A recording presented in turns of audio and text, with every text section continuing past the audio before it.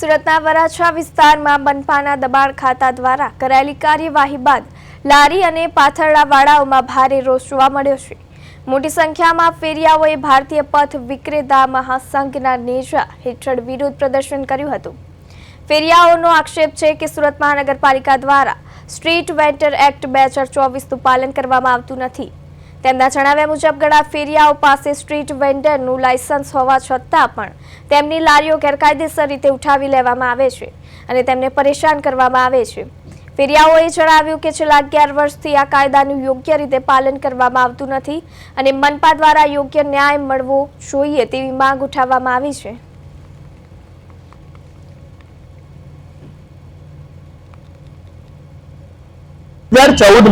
આ કાનૂન આવેલો સ્ટ્રીટ વેન્ડર એક્ટ પથ વિક્રેતા કાનૂન।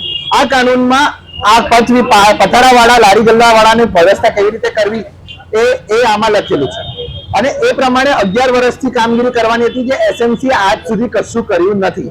આમાંથી 90% માંથી 10% બી કામ નહીં કર્યું હોય પણ સર્વે થઈ ચૂક્યો છે અને આમાંથી મોટા ભાગના લોકો પાસે સર્વેમાં એ લોકોનું નામ છે, એમની પાસે ઓળખપત્ર છે, એને ગેરઅંદાજ કરીને એને જોયા વગર આ એસએમસી ગુંડાની જેમ પેલું શું કહેવાય વાહનો લઈ પોલીસ લઈ અને બધા પર હુમલો કર્યા કરે છે। રોજ પોટલાઓ બાંધે રોજ અને રોજ પૈસા ખાય।